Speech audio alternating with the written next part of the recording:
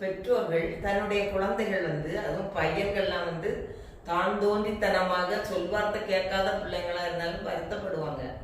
என்னடா இப்படி இருக்குது, நம்ம பிள்ளை ஊரார் மற்ற பிள்ளைங்கள மாதிரி நல்ல பசங்கள மாதிரி நல்ல பையங்களா இல்லையேன்னு வருத்தப்பட்டாலும் திடீர்னு அவங்க ஏதாவது ஒரு கேஸ்லயோ எதுலயோ மாட்டிக்கிட்டாங்கன்னா, போலீஸ் கேஸா இருக்கலாம், கோர்ட்டுக்கு போக வேண்டியது இருக்கலாம், பிறகு அவங்களுக்கு தண்டனை கூட கிடைக்கலாம். சிலவங்க கொலையெல்லாம் பண்ணிட்டு கூட சில பையங்க மாட்டும் பொழுது அந்த பெற்றோர்கள் மனம் எப்படி இருக்கும்னா, அவங்களோட குழந்தையா இருந்தாலும் கோபம் இப்படி செய்துட்டானேன்னு தான் ஒரு வருத்தம் இருக்குமே ஒழிய, நம்ம மகன் மாட்டிக்கொண்டானே, இப்படி ஒரு தவறு செய்து விட்டானே அப்படின்னு அவங்களுக்கு உள்ளூர ஒரு துடிப்பு இருக்கதான் செய்யும்.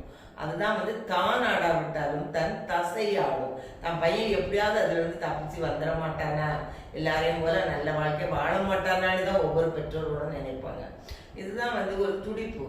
அதாவது எவ்வளவுதான் பையன் மேல கோபம் இருந்தாலும் பையன் மேல கோபம் பெற போயிடும். பையன் எப்படியாவது காப்பாற்ற மாட்டோமா அப்படின்னு தான் நினைப்பாங்க. ஆயுள் தண்டனை கிடைச்சா கூட அதுல இருந்து காப்பாற்றணும் அப்படின்னா, அவனுக்கு ஒரு நல்ல வாழ்க்கை அமைத்து கொடுக்கணும் அப்படின்னு தான் நினைப்பாங்க. இதுதான் தான் ஆடாவிட்டாலும் தன் தசை ஆடுங்கிறது. இன்னொன்று, அதாவது நெருங்கின உறவினர்களிடையே ஏதாவது ஒரு இக்கட்டு வந்துருச்சுன்னா, அவங்களுக்குள்ள மனஸ்தாபம் இருந்தாலும் இக்கட்டு வரும் பொழுது அவங்களுக்கும் இப்படிதான் அதை தாங்கிக்கிடவே முடியாது. அவங்க எவ்வளவுதான் வெளியே காட்டிக்கிடாமலும் உள்ளுக்குள்ள ஒரு துடிப்பு